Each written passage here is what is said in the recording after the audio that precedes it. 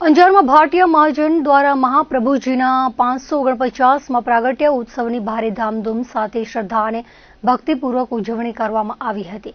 અંજાર વૈષ્ણવ હવેલી મધ્યે ઉજવવામાં આવેલ ઉત્સવ દરમિયાન સવારે કેસર સ્નાન, પલનાની ઝાંખી, બપોરે રાજભોગ દર્શન અને સાંજે શોભાયાત્રાનું પ્રસ્થાન અંજાર હવેલી મધ્યથી કરવામાં આવ્યું હતું, જેમાં વૈષ્ણવ ભાઈ બહેનોનો વિશાળ સમુદાય જોડાયો હતો। શોભાયાત્રા શહેરના રાજમાર્ગો પરથી પસાર થઈ હતી, જેની ઝાંખી નગરજનોએ કરી હતી। સાંજે ઉત્સવના દર્શન અને મહાપ્રસાદનો સર્વે વૈષ્ણવોએ લાભ લીધો હતો। મુખ્યજી ધર્મેન્દ્ર વ્યાસે સેવા શણગાર સાથે આ પ્રસંગને દીપાવ્યો હતો। કાર્યક્રમને સફળ બનાવવા પ્રમુખ વિનય કાનાણી, ટ્રસ્ટી શૈલેષ ભાટિયા, હાર્દિક ગોકુલ ગાંધી, ધર્મેન્દ્ર આસર, કાર્યકરો નયન સરૈયા, ઉદય ભાટિયા, સુનિલ સંપટ, કનુ સંપટ, નિલેશ સંપટ વગેરે ભારે જહેમત ઉઠાવી હતી। શ્રી જગતગુરુ મહાપ્રભુજીના 549માં પ્રાકટ્ય મહોત્સવ નિમિત્તે અંજાર વૈષ્ણવ પરિવાર હવેલીમાંથી આજે શ્રી મહાપ્રભુજીની શોભાયાત્રા નીકળી અંજારમાં ફરીને રાત્રે 8 કલાકે પરત હવેલી આવશે। તે પછી વિવિધ કાર્યક્રમો થશે અને શ્રી રૂગનાથ મહારાજજીના ઉત્સવના દર્શનનો લાભ લેશે।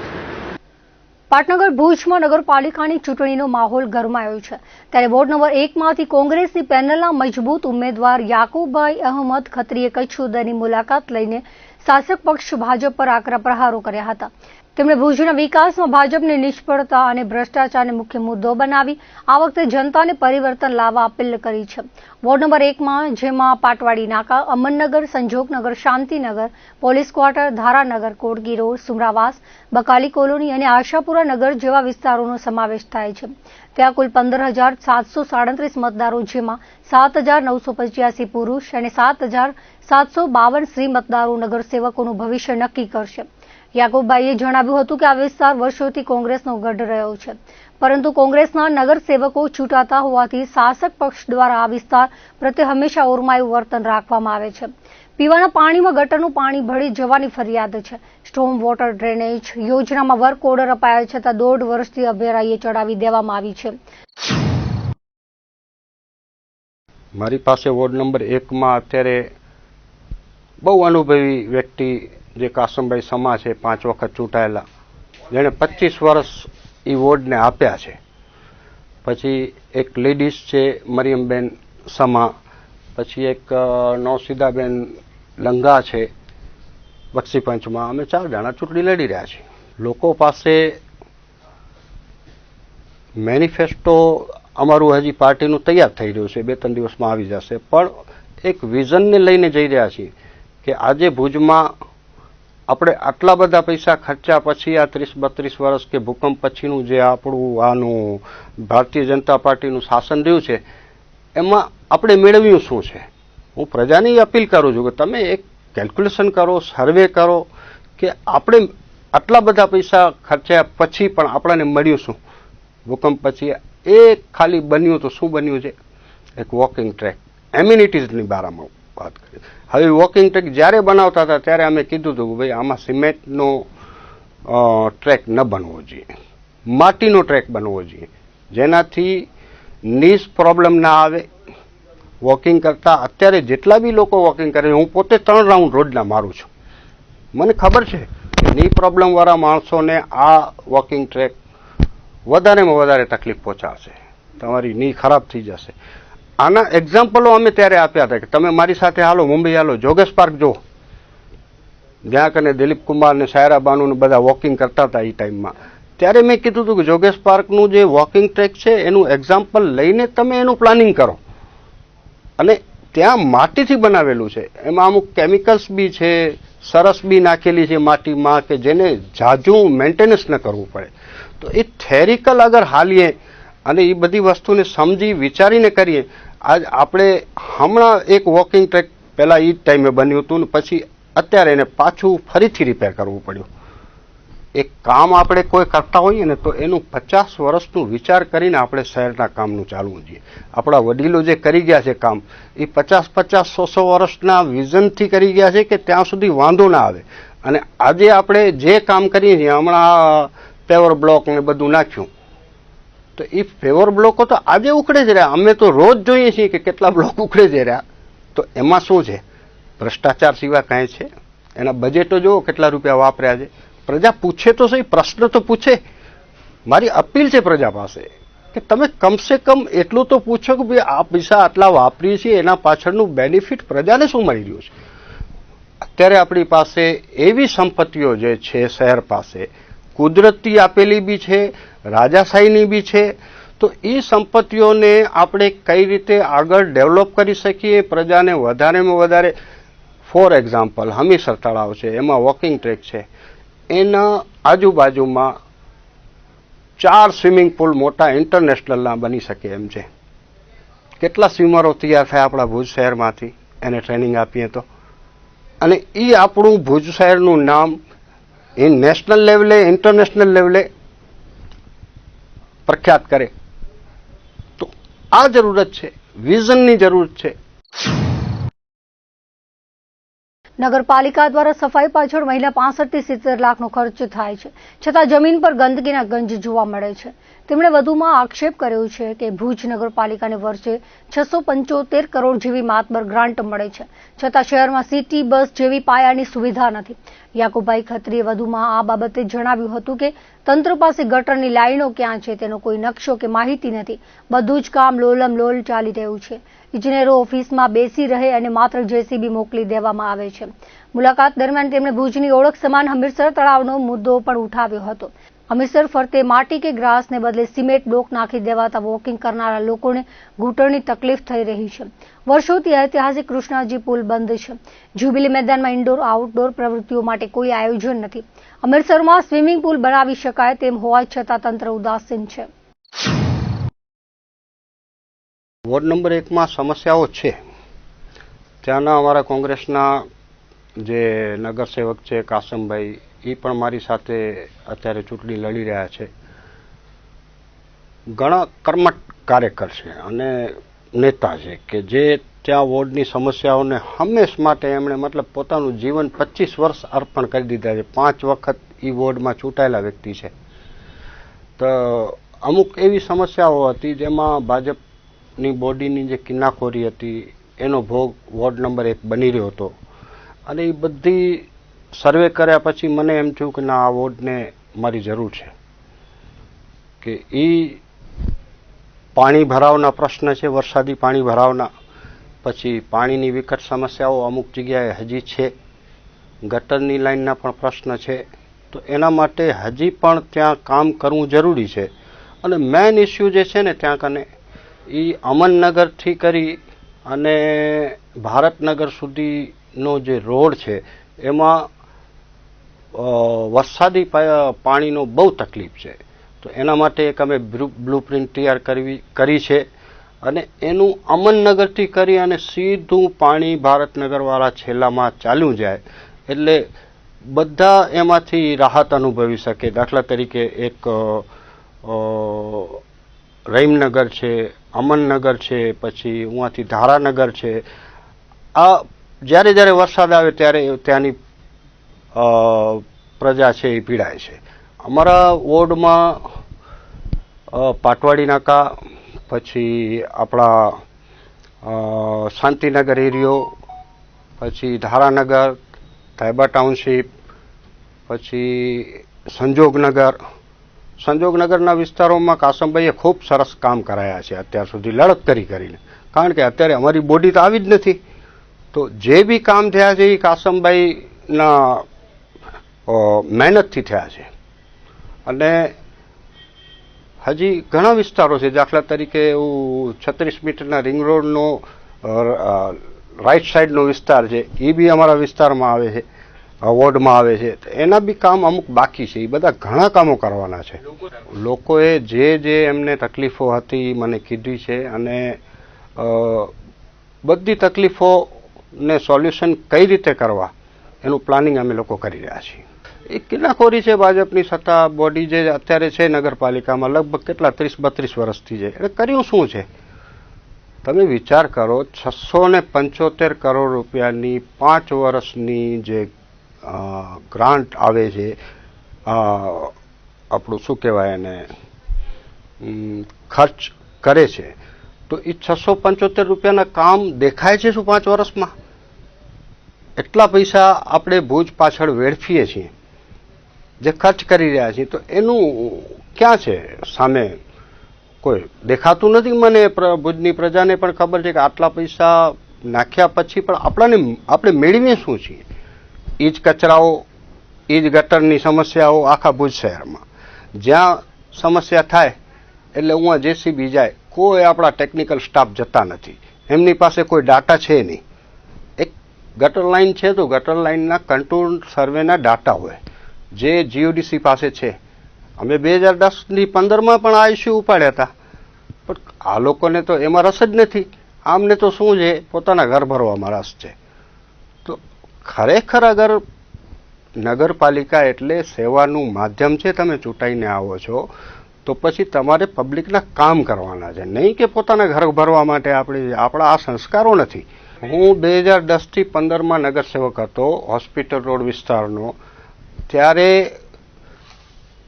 મારી સામે કિરીટ સોમપુરા સાહેબ કરીને ઊભા હતા. હું તો નાનો એક કાર્યકર હતો અને પાર્ટીએ મને ત્યાં ચૂંટણી લડાવી અને હું મારી રીતે જીત્યો. ભાઈઓનો બધાનો સાથ સહકાર રહ્યો, પ્રજાનો સાથ સહકાર રહ્યો. એમણે એ વિસ્તારમાંથી ભલે નોમિનલ સાથી હું જીત્યો હતો, પણ જીત્યો હતો. તો હું પેનલ અમારી આવી હતી. એ ટાઈમે 2010 પહેલાનો હોસ્પિટલ રોડ હતો. પબ્લિક બહુ ત્રાસેલી હતી, અતિ ત્રાસેલી.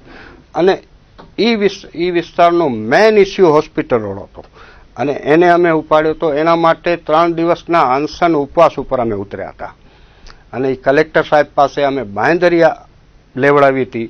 અને એ રોડ શા માટે નહોતો બનતો પછી 2012 પછી બનાવવો પડ્યો? કિરીટ સોમપુરા સાહેબ જે અમારી સામે હારી ગયા હતા, એ વોર્ડમાં એને ભાડાના ચેરમેન બનાવવા પડ્યા. એ ભાડાના ચેરમેન બન્યા. એના પછી કિનાખોરીઓ ચાલુ થઈ ગઈ કે આ વિસ્તારના જે કોંગ્રેસના ઉમેદવાર જીત્યા છે ને મારી સામે, એટલે હું કામ કરવા નહીં દઉં. તો એટલી બધી પ્રિજુડાઇઝ રાખીને જે વ્યવહાર કરતા હતા, શહેરને નુકસાન થતું હતું. એના માટે અમે અનશન ઉપવાસ ઉપર ઉતર્યા હતા અને એ રોડ અમે કરાવીને જપ્યા હતા. જ્યાં બી કામ કરવા જશું, જ્યાં બી ઊભા રહેશું, ચૂંટાશું, તો પછી એમાં અથાગ મહેનત હશે, અમારી વિઝન હશે અને વિઝનથી જ કામ કરશું. યાકુબભાઈ ખત્રીએ ભાજપની ચૂંટણી રણનીતિ પર નિશાન સાધતા કહ્યું હતું કે ભાજપ દર વખતે ઉમેદવારો બદલે છે, કારણ કે જૂના નગરસેવકો એટલો ભ્રષ્ટાચાર કર્યો હોય છે કે તેઓ ફરી લોકો પાસે જઈ શકતા નથી. જો કામ કર્યા હોય તો ચહેરા બદલવાની જરૂર કેમ પડે? યાકુબભાઈ ખત્રીએ 1984થી કોંગ્રેસ સાથે જોડાયેલા છે અને 2010-15માં વોર્ડ નંબર 10માં નગરસેવક તરીકે રહી ચૂક્યા છે. તેમણે પોતાના અગાઉના અનુભવો યાદ કરતા જણાવ્યું હતું કે હોસ્પિટલ રોડના કામ માટે તેમણે 3 દિવસ ઉપવાસ કર્યા હતા. આ વખતે યાકુબભાઈ ખત્રી, કાસમ મામદ સમા, નૌશીદાબેન લંગા અને મરિયમબેન સમાની આખી પેનલ સાથે મેદાનમાં છે. તેઓ માત્ર વાતો નહીં પણ અમરનગરથી ભારતનગર સુધીની વોટર ડ્રેનેજ લાઇનની પ્રોપર બ્લુ પ્રિન્ટ સાથે લોકો પાસે જઈ રહ્યા છે. ભુજની જનતાને અપીલ કરતા જણાવ્યું છે કે તમે દર વર્ષે ટેક્સ ભરો છો, પણ બદલામાં ગંદકી અને પાણીની અછત જ મળે છે. 30 થી 35 વર્ષથી ભાજપનું શાસન હોવા છતાં ભુજ ઠેરનું ઠેર છે. આ વખતે કોંગ્રેસને એક મોકો આપી પરિવર્તન લાવો, જેથી ભુજનો સાચો વિકાસ થઈ શકે. જ્યારે જ્યારે બોડી આપણે ઇલેક્શન આવે છે, તમે બધાએ પ્રેક્ટિકલી જોયું હશે, ભુજની પ્રજાને ખબર છે કે આ શું થાય છે કે જ્યારે જ્યારે ઇલેક્શન આવે ત્યારે નવા ચહેરાઓ આવી જાય, જૂનાને મૂકી દે ઘરે. શું કે રિપીટ, નો રિપીટ થિયરી. અરે નો રિપીટ થિયરી તમને કરવાની જરૂર શું છે? શેના માટે છે? કે પહેલાના માણસો ભ્રષ્ટાચાર કરી ગયા એટલે હવે એ લોકો ચૂંટાઈ આવે એમ નથી, એટલે નવા ચહેરા નાખી દો. તો આ થિયરી કેટલા ટાઈમ સુધી આપણે સહન કરશું? મારી એક ભુજની પ્રજાને રિક્વેસ્ટ છે કે ભાઈ કાંઈક હવે જાગો. કોઈક વસ્તુનો આપણા જ ટેક્સના પૈસા છે અને બુદ્ધિજીવી પ્રજા અહીંયા રહી છે ભુજની અંદર. મારા તો ખૂબ કોન્ટેક્ટ છે. તો એ લોકો જ્યારે જ્યારે મળે છે તો એ વાતો એ જ થાય છે કે ભુજમાં કાંઈ થતું નથી. તો પણ તમે કાંઈક એકાદ વખત તો એક્સપેરિમેન્ટ કરો. કોંગ્રેસની બોડી લાવો તો ખરા. હવે આ બોડીને તો લોકો સમજો ભાજપના શાસનને તો જાણે મોનોટોનસ કેમ થઈ ગયું હોય એ ટાઈપનું અત્યારે પ્રજાને થઈ ગયું છે ને એને એ કૃષ્ણાદી પુલ બી હમીરસર તળાવને લગતો જ પ્રશ્ન છે ને. તો હું શું કહું છું, એને ડેવલપ કરવું, એને મતલબ રિપેર નથી કરવો, એને નવેથી તમે બનાવો અને એના સાથે સાથે 4 રાઉન્ડમાં 4 જગ્યાએ સ્વિમિંગ પુલ બનાવો. વોકિંગ ટ્રેક છે એ અગર હજી એક નવું બની શકતું હોય તો આપણે એને જ બાજુમાં એક ટ્રેક બનાવી શકીએ એમ છીએ. આ વિઝન, આ પ્લાનિંગ હોવું જોઈએ. વિઝન છે નહીં આ લોકો પાસે અને જેમ ઠીક લાગે એમ એ કર્યા રાખે છે ખર્ચા. કોઈ અર્થ વગરનું આમાં શાસન ચાલી રહ્યું છે. તો એના સિવાય આજ હું વાત કરું ને તો આટલી મોટી સરસ જગ્યા છે આપણી પાસે જુબેલી ગ્રાઉન્ડની. તમે કોઈ પણ હોશિયાર લોકોને, સમજદાર લોકોને પૂછો કે આપણે અત્યારે એનું યુટિલાઇઝેશન શું કરી રહ્યા છીએ. આપણે ઉપયોગ તો એટલો જ કરી રહ્યા છીએ કે ટુર્નામેન્ટ જે ટેનિસની હોય એ આપણે ત્યાં રમાડી શકીએ છીએ. એના સિવાય આપણો કોઈ, એનાથી શું આપણા બાળકો, આપણા શહેરના છોકરાઓ શું સિઝન બોલથી તૈયાર થઈ શકશે? નહીં થઈ શકે. એ જગ્યામાં એક મોટું સ્પોર્ટ્સ કોમ્પ્લેક્સ ઊભું કરવાની જરૂર છે, જેમાં ઇન્ડોર્સ ગેમ હોય, આઉટડોર્સ ગેમ હોય અને આપણા જે રમતવીરો છે, ક્રિકેટના જે છોકરાઓને તૈયાર થવું છે એના માટે બોક્સ ક્રિકેટ ગ્રાઉન્ડના 3 ગ્રાઉન્ડ બને આઉટડોરમાં, પછી ઇન્ડોર ગેમ્સ બી બને અને મોટું સ્ટેડિયમ ટાઈપનું અગર આપણાને ગ્રાઉન્ડની જરૂર છે તો ઘણી એવી જગ્યાઓ આપણા મુન્દ્રા રોડની આસપાસમાં સરકારી ખરાબા ઉપર બી પડી છે. એ જગ્યાઓનો એના માટે ઉપયોગ કરવામાં આવે કે જ્યાં ઇન્ટરનેશનલ લેવલનું આપણે સ્ટેડિયમ બનાવી શકીએ ક્રિકેટનું. તો આપણા છોકરાઓને આગળ કંઈક ચાન્સ મળશે. ડબલ એન્જિનની સરકારનો મતલબ શું છે? આ લોકોએ નગરપાલિકા, પંચાયત, તાલુકા પંચાયત આને એક ભ્રષ્ટાચાર કરવાની, શીખવાડવાની એક તાલીમ શાળા બનાવી નાખી છે. અહીંયાથી પછી મોટા થઈ અને એ જાય ગાંધીનગર. ડબલ એન્જિનની સરકારનો મતલબ હું તો આ સમજુ છું. આનો કોઈ મતલબ જ નથી. જ્યાં આટલા રૂપિયા આવે છે, આ 675 કરોડ રૂપિયા તો હું તમને MLA અને MPની ગ્રાન્ટ વગર કહી રહ્યો છું. તમે આંકડા જોરાવી લો, એમાં ચેલેન્જ કરું છું, એમાં કાંઈ ફેરફાર હોય તો મને કહેજો. તો આ ચીજો પ્રજાને સમજવી પડશે કે તમે ભાઈ શું કરી રહ્યા છો. આજે આપણે મેળવી શું રહ્યા છીએ? આટલો બધો ટેક્સ આપીએ છીએ અને આટલા બધા વેરાઓ ભરીએ છીએ, એના પછી આપણને મળે શું છે? સુવિધાઓ શું મળી રહી છે? તો એ જ વસ્તુ આવે કે ઉઆ ગટર છલકાઈ ગઈ ને ઉઆ JCB ગયું ને વળી ટ્રાફિક સમસ્યાઓ પાછી એ નહીં. આજે પણ જો ભીડ બાજુ આ બજારમાં રસ્તામાં ખોદાય છે રહ્યું અને ઉઆ કને રસ્તો બંધ છે, પ્રજા હેરાન છે. એવી જ રીતે ત્યાં કને પણ કડલી રોડવાળા 30 મીટરના રોડ ઉપર પણ ખોદાણ ચાલુ છે ને બનાવે છે હેરાન. એ જેમ તેમ જે થૂકના સાંધા કહીએ ને એ દે છે રહ્યા. પ્રજાનો પૈસો વેડફાય છે. મને ચિંતા એ થાય છે કે એ પૈસામાંથી તો ઘણું બધું આપણે કરી શકીએ. આજે હું તમને કહું કે આટલા જે પૈસા છે 675 કરોડ રૂપિયા એટલે કે નાની રકમ છે. 675 કરોડ રૂપિયા નગરપાલિકા વાપરી રહી છે તો શેમાં વાપરી રહી છે? એનામાંથી મળે શું છે આપણાને? એ લોકોએ આપ્યું શું? તો એનો હિસાબ તો માંગો કમસે કમ. આટલા બુદ્ધિજીવી વર્ગનો આ શહેર છે અને કુદરતે આપણને એટલો સારો એટમોસ્ફિયર વાળો શહેર આપ્યો છે, જેમાં આપણે આટલા પ્રવાસીઓ આવે છે. એ લોકો શું કરે છે? બહારના પ્રવાસીઓ પણ જોઈને ત્રાસી જાય છે કે આ શહેર છે, આની બ્યુટી કેવી હોવી જોઈએ.